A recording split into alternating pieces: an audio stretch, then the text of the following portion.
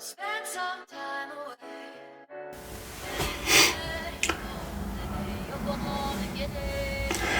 What's up, everybody? This is Herschel from High School Top 200, and this is the Monday morning meeting. Welcome back to another episode for the year. Thanks, Georgie, for the introduction. And if you're new to this page, if you're new to this level of rugby, if you're new to this website, please like and subscribe to my Instagram page, my Facebook page, all of that kind of stuff. To this, also to go to hstop200.com and subscribe. $5 subscription. Pass on the coffee for a day and subscribe for the month. Honestly, you just get all the content that you need here from First 15 Rugby, and I give you everything that I've got, everything that I have in the memory bank, and that I've got online, and that I'm thinking of, all my thoughts and opinions. All my opinions are here on this website, and I push it all through and just give everybody context to what's going on. If you're new to this page, I am Herschel Fruin. I'm the one that runs High School Top 200. I'm the only one that runs High School Top 200, and I do all content and all the ideas and everything like that, and all the opinions come from me.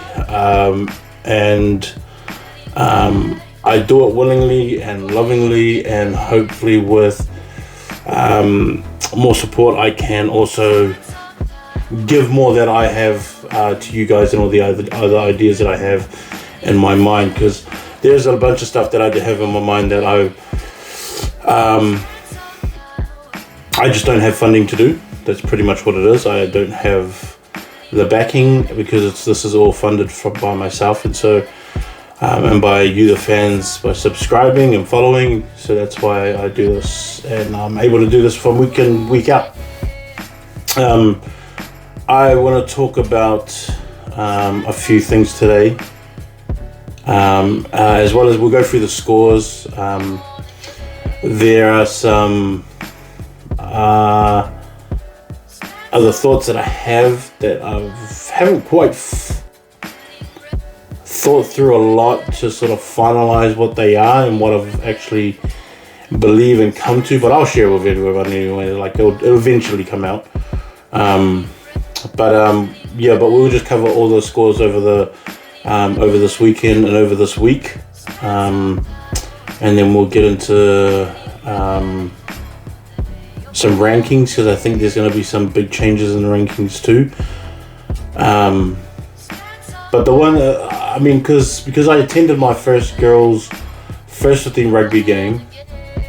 That's not sevens. Like, I've been to a lot of sevens condors and stuff like that, and been able to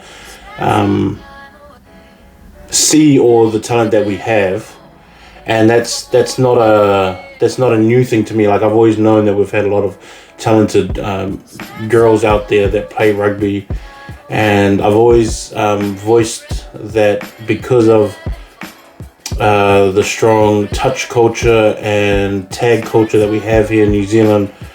A lot of the girls come through already with the ball skills and passing skills and creative playmaking skills and footwork and all that kind of stuff, because they've been able to play touch and tag since they were like 5 years old. So a lot of them come through with all that kind of stuff, all those kind of skills, and it translates really well.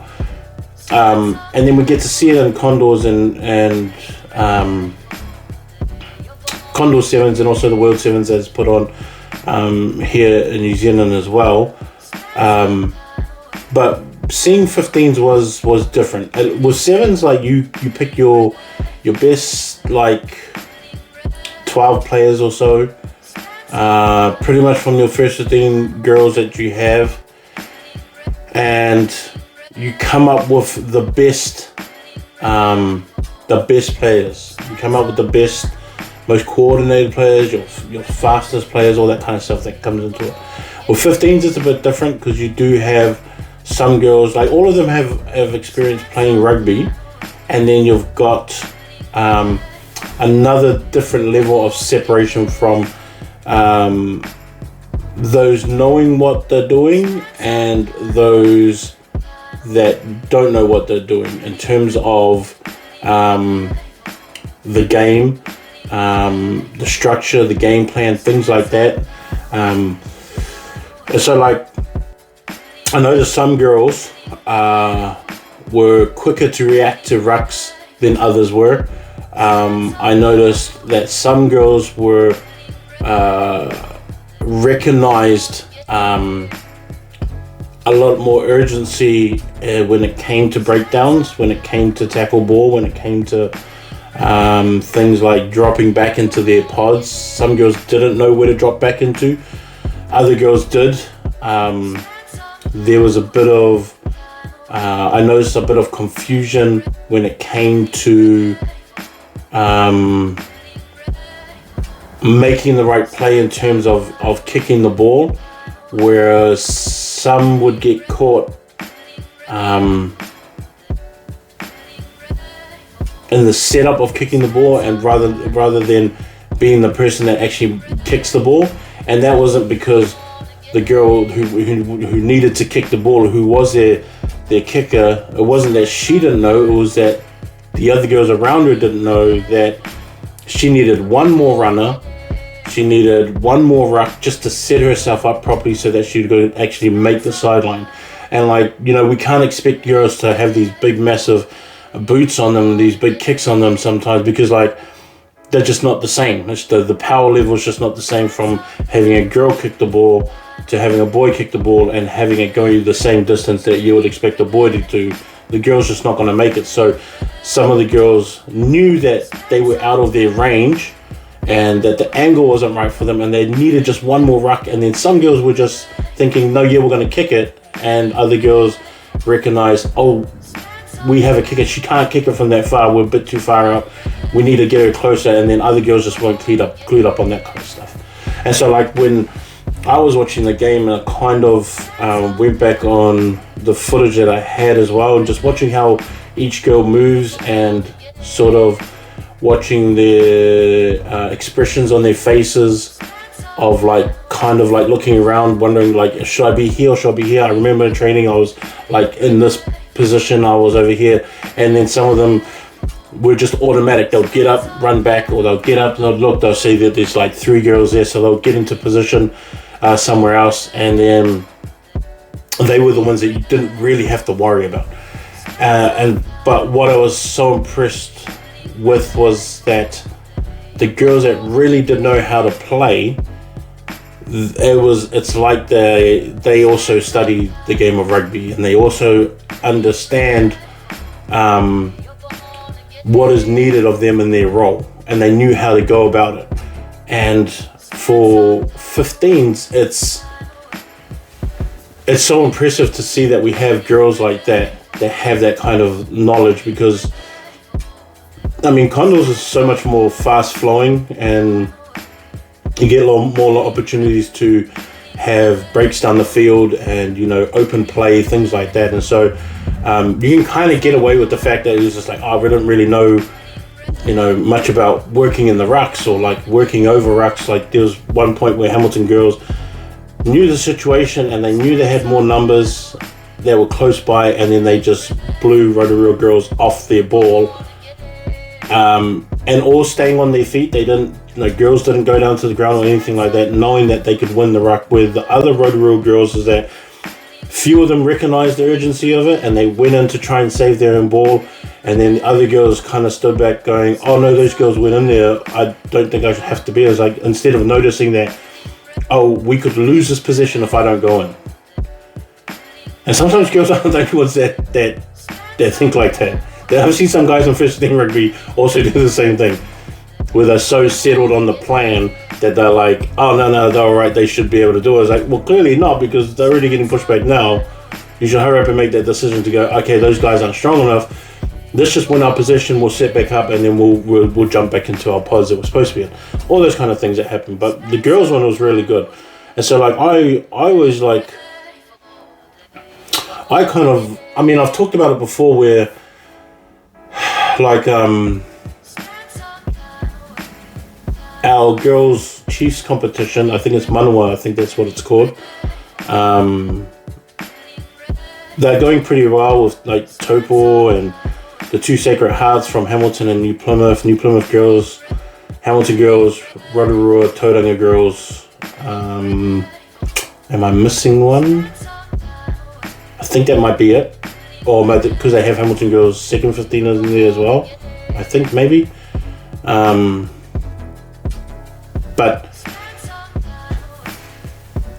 with the other ones around the country, like the Auckland Comp that they have, I think they've just started up. I think they've all only played one game, or some have just played one game and some have had buys, I think, something like that. The Christchurch competition, which has just started up, Otago, which is a bit more further in, I think, the Otago Comp.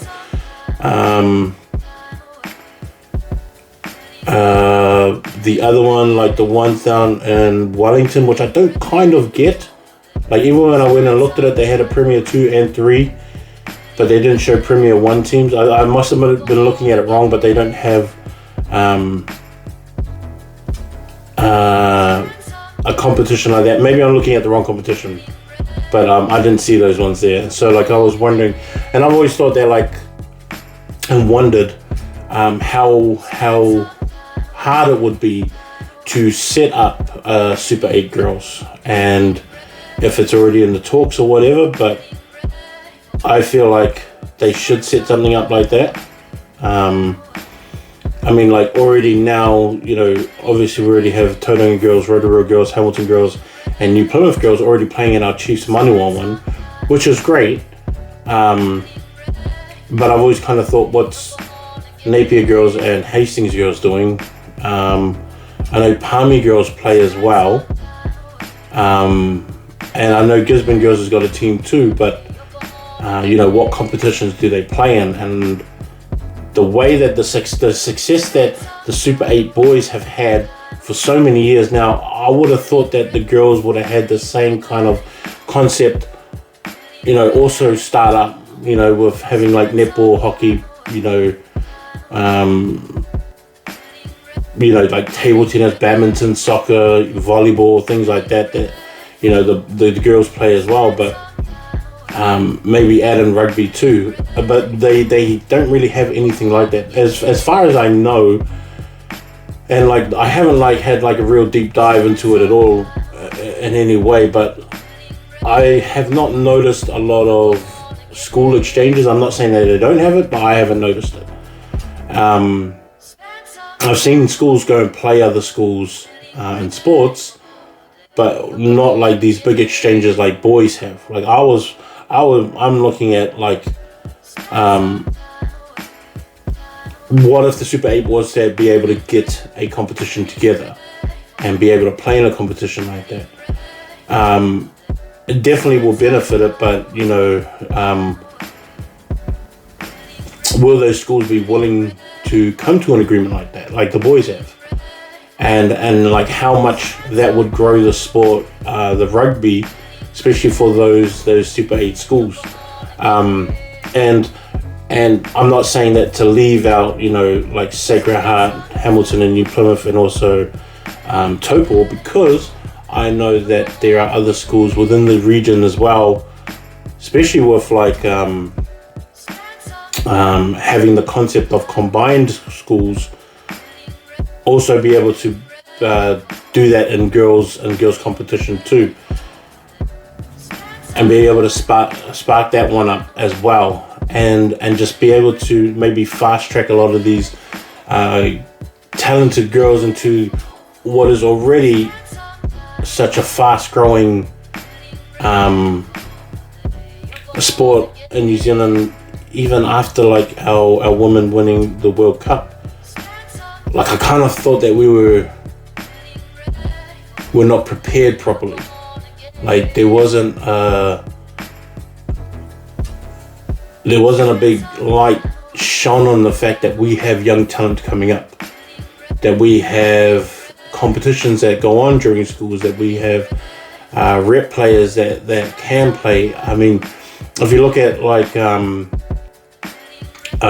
Auckland, where they have Mags, who's such a strong program, you have Auckland Girls, who's such a strong program. Epsom's also got a program going now. Wesley and Manurewa, they have good programs they've solidly started picking up over the years. Howard, who play in the 10s, they play in the 10-a-side one in Auckland because they have a 15 and a 10-a-side. Howard should probably be, I don't know if they do it because they don't have enough strong numbers like those other big girls schools that they have, but Howard always definitely have a lot of talent at that school.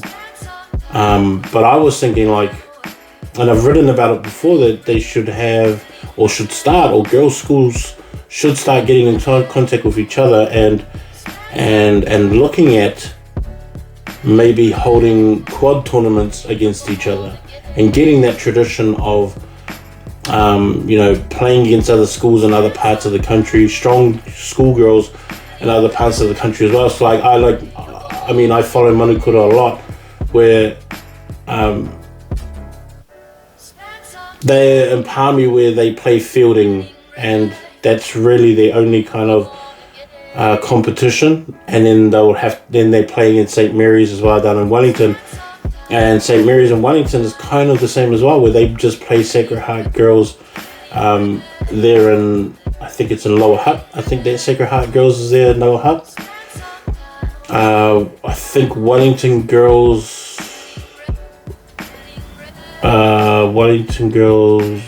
East or West or something like that. They have a team as well, but there's not too many girls teams.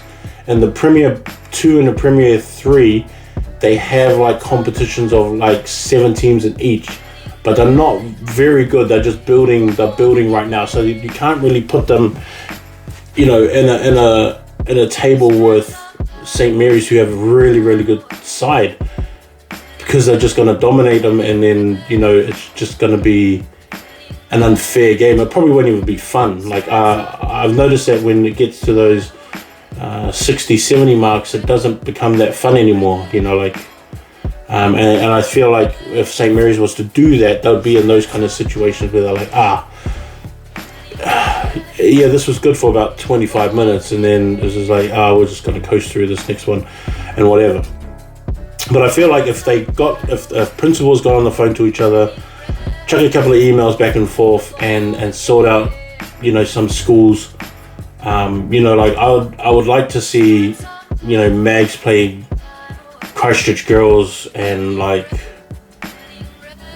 someone like St. Hilda or Southland girls together, or have Westlake girls play like Hamilton girls and Manukura, or have St. Mary's go up to Auckland and play Auckland girls, and then have St. Columbus come up, and Otago, and all these, and like have all these girls from different parts of the country all start to mix and all start to mingle and create some really good rugby memories out of it, that I know that the boys get a lot. And if they could build cultures like that within their school, and show them that there's this trophy that they come up with, this opportunity that they have to make some history for their school, and winning these trophies, like I feel like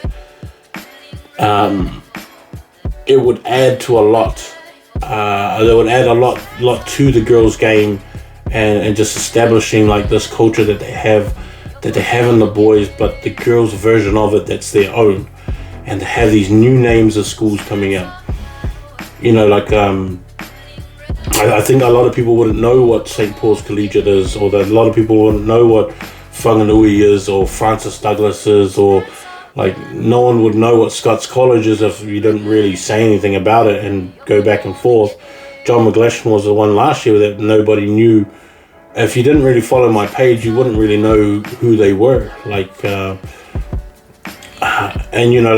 feel like John McGlashan, if they have another few more good years like that, other schools would love to probably have a game with him, set something up, have a cup or a shield up, for grabs kind of thing. Like that's why I like that St. Peter's College in Auckland, and now linking up more with their Catholic brothers, and going to St. Thomas and going to St. Bede's and going, hey, let's get something going together. Let's have these exchanges where we can play some massive rugby, We can get some talent together. We can, mix and mingle and, get familiar with, all those other schools, especially within the church realm of things. Like, I think that's such a good thing that St. Bede's and St. Peter's have done, and St. Thomas as well with St. Peter's. I wish that there was just, more of that with the girls' game. I don't know why the Sacred Hearts don't do, like a triangular cup. Like, well, the only ones that I know that are around are New Plymouth, Hamilton, and the one that's in Lower Hutt or Upper Hutt or wherever it is. And I feel like they should have their own triangular cup between the three schools, because they're all really good rugby schools. It's like, I just, I think that would be like a pretty cool idea, and just to get something going with that as well. But I think that with girls rugby, and I think boys know this as well and recognize it as well, is that it is fast. It's a fast growing sport in terms of numbers and teams that are now popping up. Guys have got girlfriends that play rugby. Like, they don't play touch, they actually play rugby as well.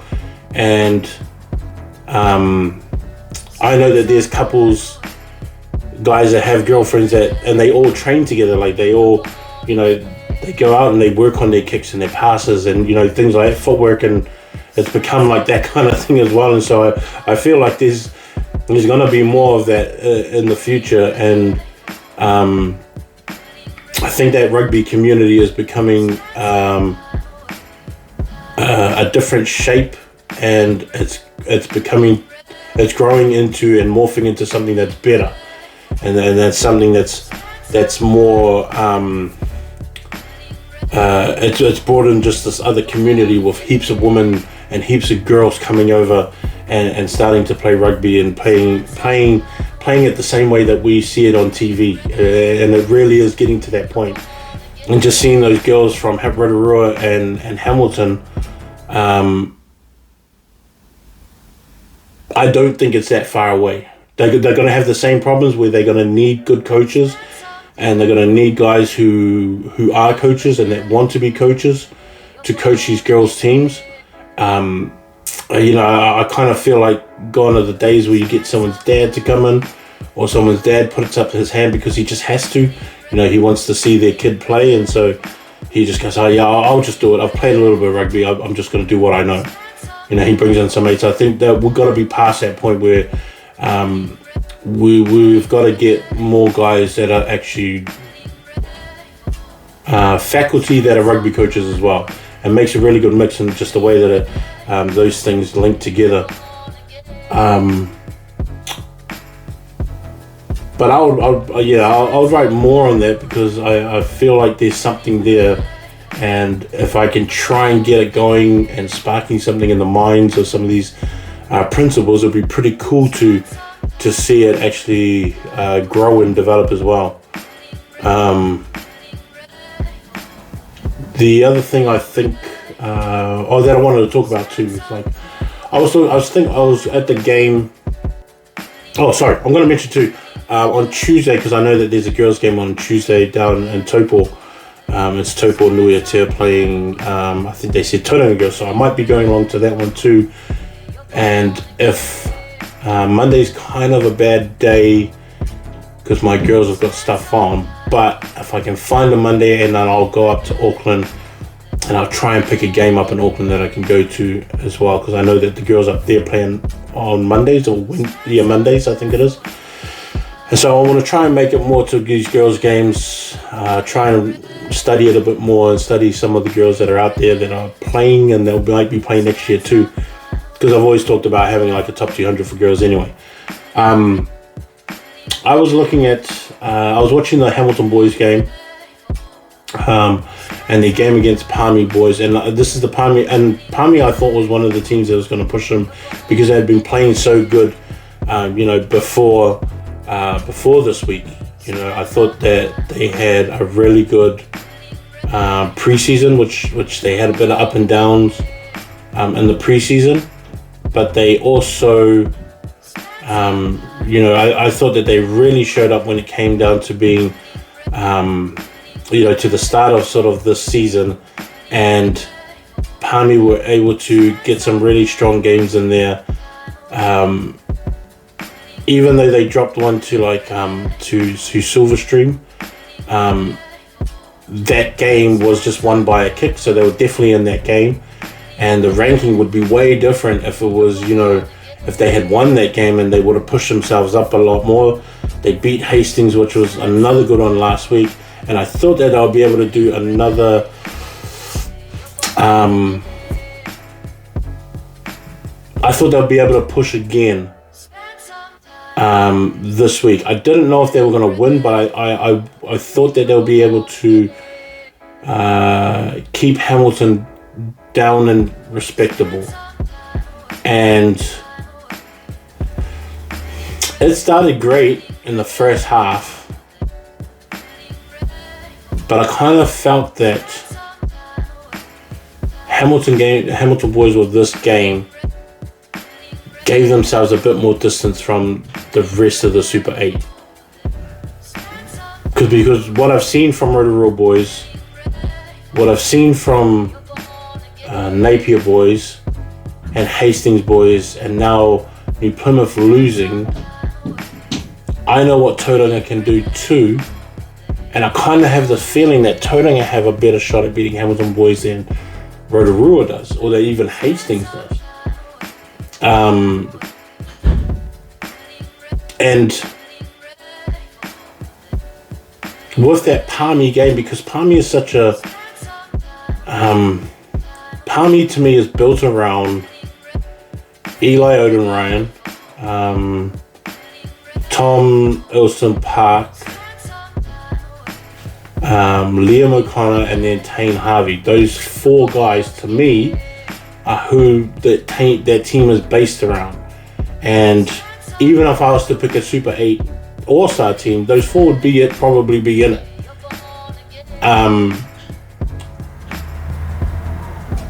But when it came down to the team side of it,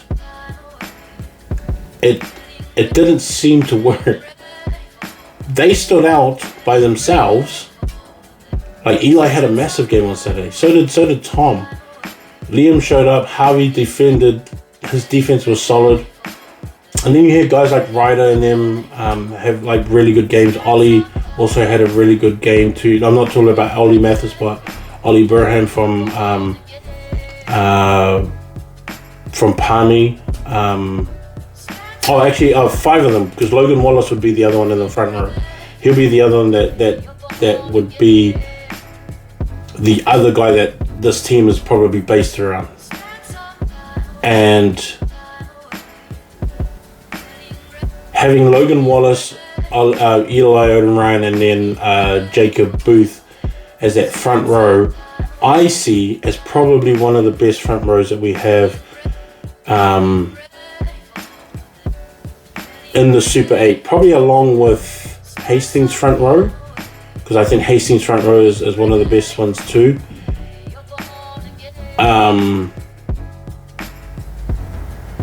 But when it came down to it on Saturday,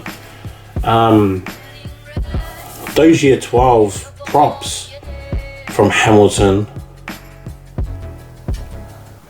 and that front row as well, because like even Tom McCarthy is like a really, really good hooker. And he's not far behind what Eli is, but he's not better. To me, he's not better than Eli. And then individually, I would pick those Palmy boys individually. But as together, they didn't work out as well as I thought that they would against these year 12 boys for Hamilton boys. And so like, when I kind of watch them, I kind of section them off into what their auxiliaries are, and having their front row, then having their locks, their second row, and then having the back of the loose trio, and then sort of judging them and grading them like that. And then I'll start putting them together, having like the type 5, putting your locks and front row together, and then go, okay, that's kind of what it looks like. This is kind of where they would sit if I was to judge them against another type 5. And all of that, like I would pick Palmy for most part in terms of just players. But together, and this is where the team concept comes into it, it just didn't work that way for Palmy, and I was kind of not annoyed or I was more confused than anything else, and sort of pondered a bit of like how is this not like a one-sided thing for Palmy? Like why are these scrums going terrible for Hamilton boys?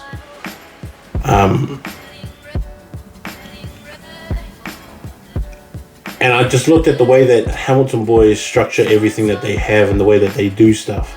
And it was just, to me, I just looked at the speed and the speed of the game that not just the Hamilton backs played, but how the forwards insert themselves into those movements that they have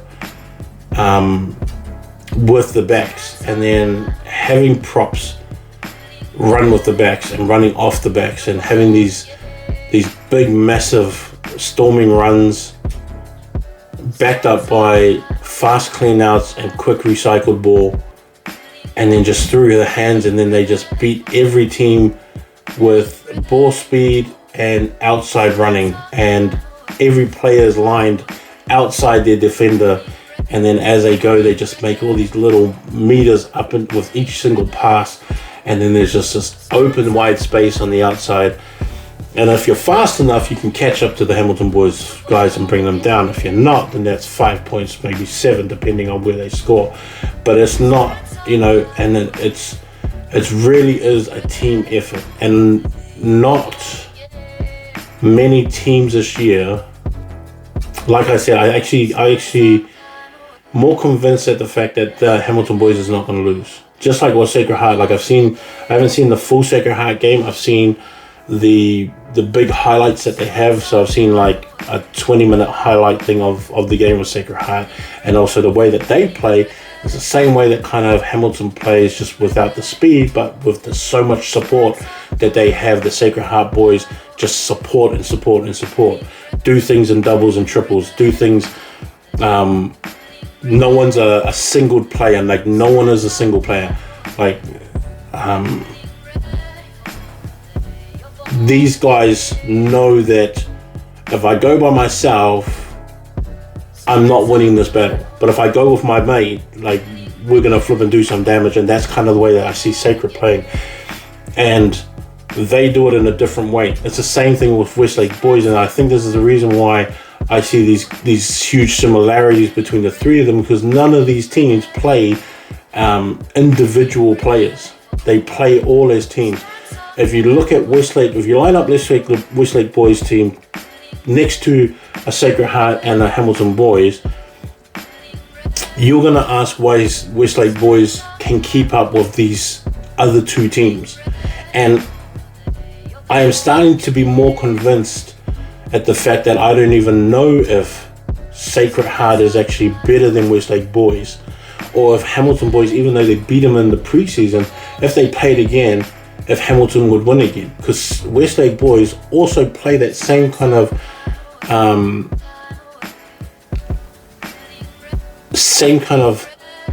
22-man team rugby where everyone is involved. Everyone is doing something. Everyone knows what their role is. Everyone doesn't, no one goes outside of what they're supposed to do, and it just works because they're all on that same page. And that's where I kind of feel like, we already knew that Westlake boys is, far ahead of everybody else in their comp. I see Sacred Heart taking that same leap, and Sacred Heart even this week coming up going against St. Kennigan's, which I think is their hardest match. If they win that game, and the way in which they win is that impressive, I actually think that they've pulled away from the rest of everybody else in the 1A, and I actually don't think that they'll lose the game either, because I actually think that their biggest threat is St. Kennigan's. And then the same goes with Hamilton boys. I I guess like in this part of the seasons, like even like Scots College, they still have to watch out for Silverstream, because that is also going to be a real good game too, where they get to play each other whenever that is. I can't remember when their date is that they have to, but I mean, these competitions this year, I feel like there's this big gap between all the best players, all the best teams in these comps, and the rest of the league. And they're kind of the only one that's not like that is in the South Island, where they got the Miles Toyota as well as the Otago Championship competition down there, where Southland boys and Otago boys are right there, 1 and 2 down there. And then in the Miles Toyota, Nelson look like they're the ones ahead of everybody else.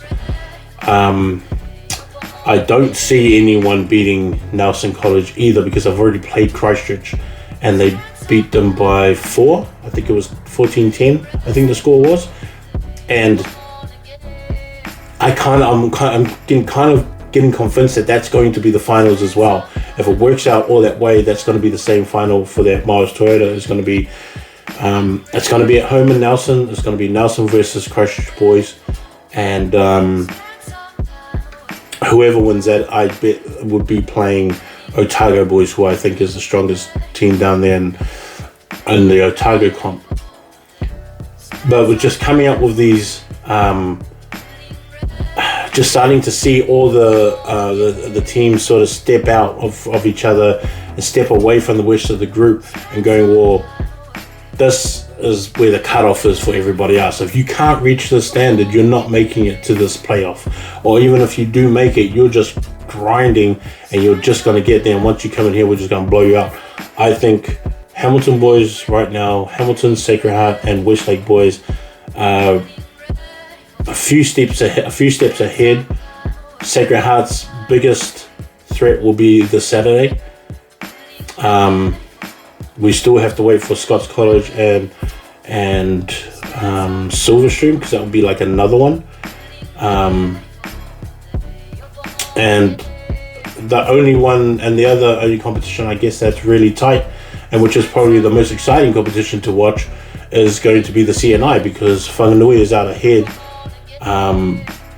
with no losses, but then everyone from St. John's, Wesley, St. Paul's Collegiate, St. Peter's School,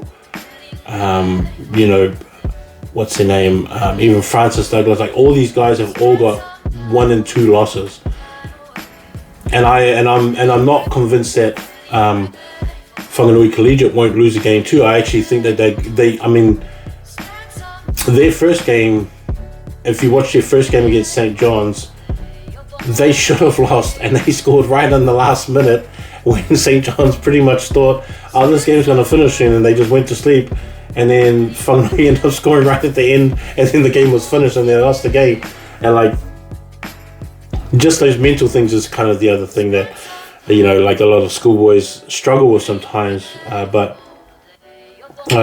if the most exciting competition as a whole right now is the CNI. It's so close, all the teams are really good, and you really don't know who's going to win that comp, or who's even going to make the top 4, because that's not a like, even right now I kind of don't know who I would pick to be in that top 4, because Whanganui's already, they've won some good games, but I think the hardest thing for Whanganui is like, when is the hard streak for them going to come, because they've had a run, so like they beat St. John's in the first game, in the second game they beat St. Peter's School Cambridge, but then they had St. John's Hastings, Francis Douglas, and Rathkill, meaning they still have Wesley and St. Paul's, and depending on where they play them is going to be another one too, if they have to travel to them.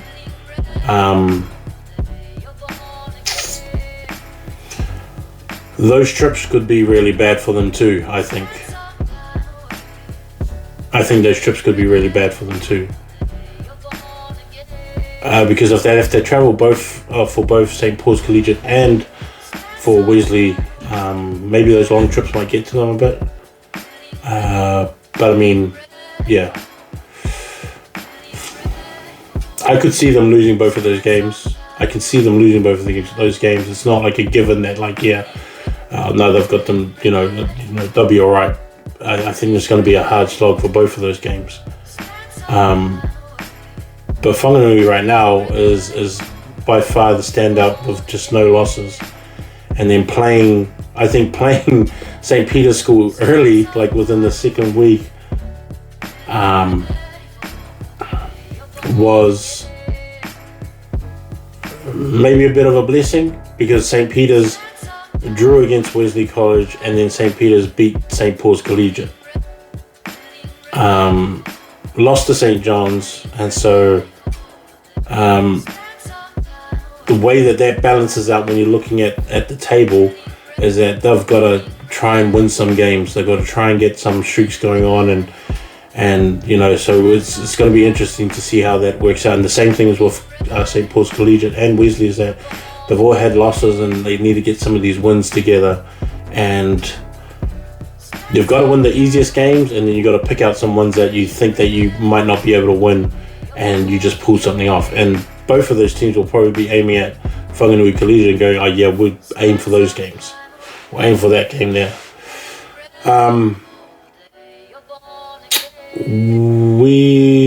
We'll go through all the scores.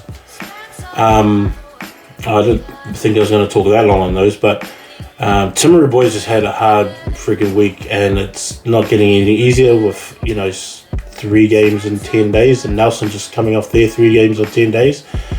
But Nelson beat Timaru 58-10 in one of those midweek games. Whanganui Collegiate beat Rathco on the Tuesday, and then Nelson and Timaru played on the Wednesday, and they won that one. Wairarapa getting a win over Tawa, and then Mana College beat Porirua, and those were all those Wednesday games. Then on the Saturday games, Sacred Heart won against De La Salle, Hamilton beat Palmy, like I said, Westlake beat Whangarei Boys High School 41-12, and that's kind of a close score when you're looking at what Westlake is doing this year. St. Kennigan's beat Dilworth 74-13, which puts St. Kennigan's at the top of the list, in the Auckland Comp because of for and against, but I still think that Sacred Heart's the better team, as I've still got them ranked number 1. Scots College beat Rongotai 57-12. Silverstream beat Hibs 48-0, which is kind of a surprise because I actually think Hibs is really good. Maybe they got a bit, intimidated by what Silverstream is, but I don't think Hibs is a nil team. I actually think the score should have been something like, like 35-12 or 35-14 or 10 or something. I think Hibs have a couple of tries in that. Maybe just first year, or pretty new still to the top grade, that they just get intimidated by these big teams. But Napier beat Hastings, so that's obviously one of those rankings that's going to change big time. Is that Hastings coming off their second loss in a row would drop them right back, depending on how far Napier gets up, but they're going to go up because they've already beaten Rotorua boys as well, and so we're going to work against those kind of rankings. St. John's beating Fielding's going to drop back a bit too. St. John's is going to move up because Nelson have won twice in a week. The other 2 teams ahead of them losing. Expect Nelson to jump up a few spots as well, maybe moving to 7, maybe 6, depending on. I'm going to match up the teams that both Silverstream and Nelson have played against, see who has the better ranking in terms of the games, how many ranked teams have they played against, and how much was their score against both of them. So Silverstream, I'd look at their one against Palmy and going, how good was this win against them, where they had to win by a kick, and being that close of a game. Then I'll look at Nelson College beating Christchurch boys and going, this was also another close game of 14-10, and then how it ended and how they got to that point, and where those teams were both ranked as well, in comparison.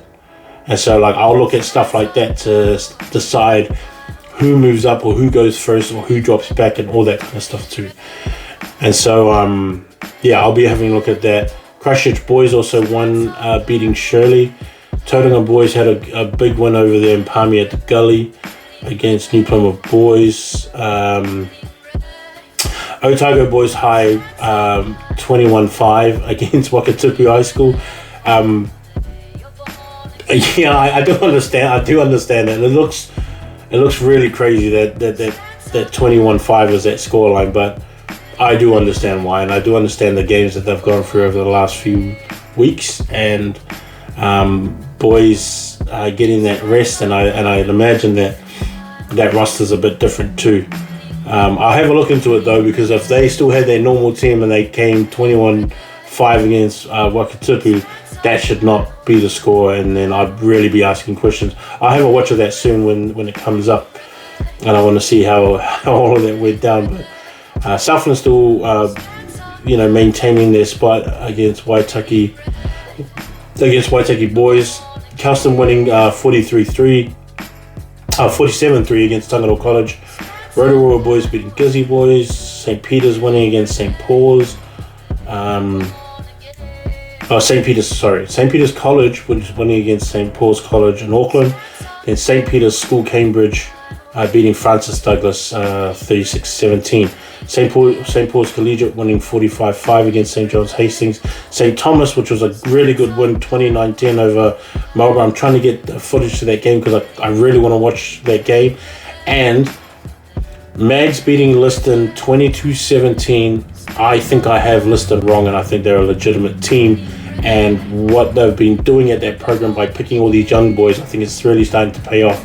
And so now that I look at Liston as like a competitive side, the way that I judge them playing other teams and other teams playing against them is going to be at a higher standard. They're no longer just an easy beat. They're no longer just let's just turn up and just play and beat them. I'm starting to think that game against Kelston wasn't a fluke. I'm starting to think that, like for instance, they only lost against Auckland Grammar 2010. Yeah, 2010. I think that was kind of the score, and then only losing to Mags 22-17. Imagine if those things switched around and how high they'll be up on that ladder with winning like those two games along with that Kelston game. It's a really different picture out there when you kind of look at it like that. In North Harbour, Rosemary beating Orewa, Rangitoto beating Manurewa. Kind of getting sick of seeing these Manurewa high school scores that they're putting up, because I know that they're a better school than what they've been doing. And whatever that problem is that they have there, I don't know, they've got to do something. But Massey High School beating Takapuna 43-7. Like, I haven't seen the footage. I'm going to watch the game, but I don't know what happened to Takapuna, because I didn't think it was going to be 43-7. Not at all. And they had everyone playing too. I actually remember looking at their roster. I think they had everyone playing as well.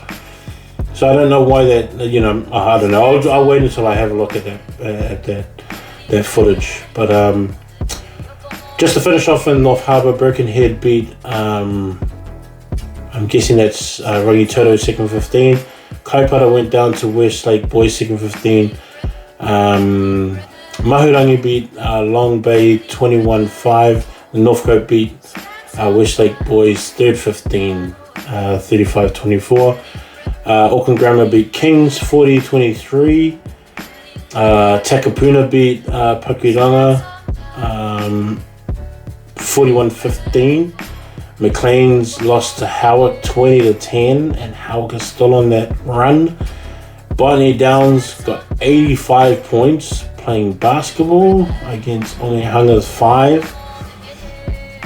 Mount Roscoe beats Sir Edmund Hillary 40-10, and then Waitakere College 29-7 over Maungere.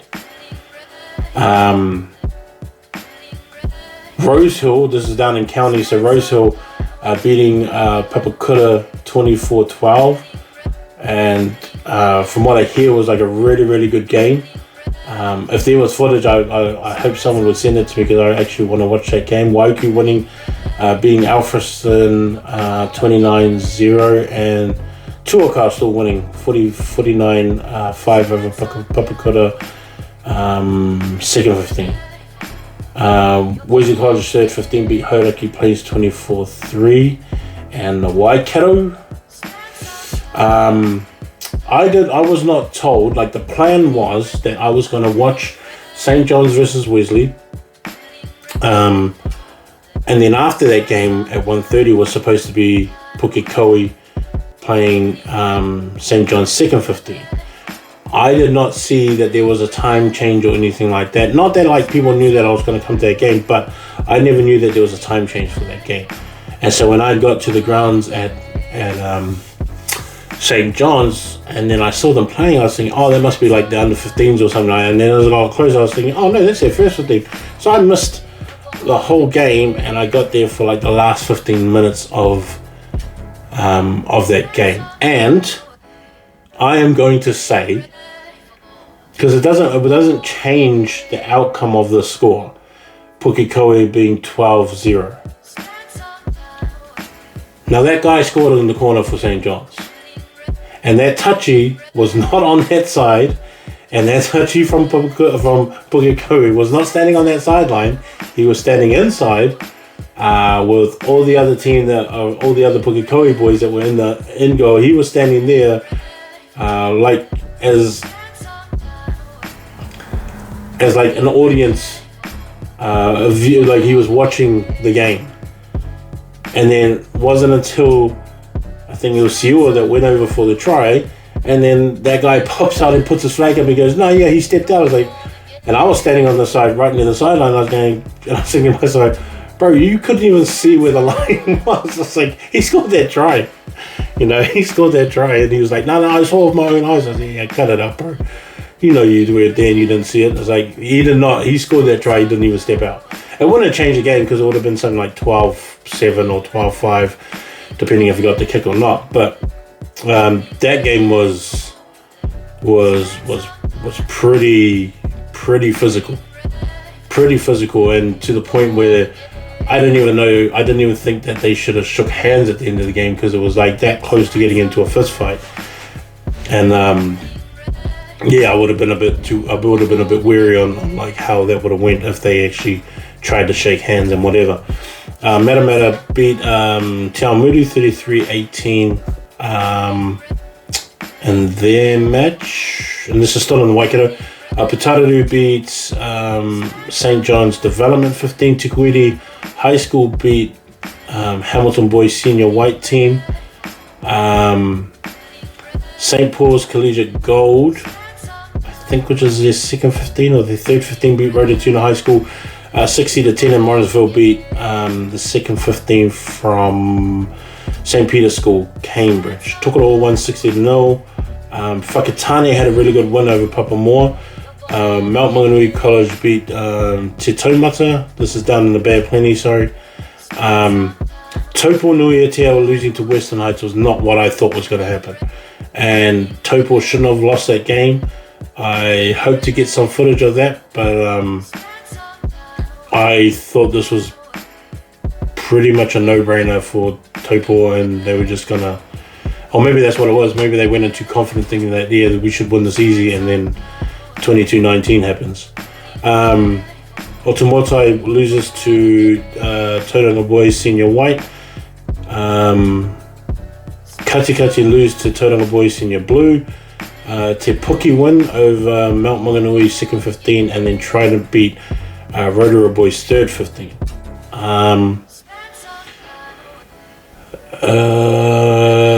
Whanganui High School beat Danny Verrick 22-12, and some more, and then Queen Elizabeth College beat Palmy Boys 5-15, 77-5. So Wellington, like I said, the Waited Upper College is going to be a problem, and they were, because they beat Wellington College 29-26. And I also said they got to watch out for St. Bernard's as well. And St. Bernard's almost won 7-17, and Town were lucky to get out of that one.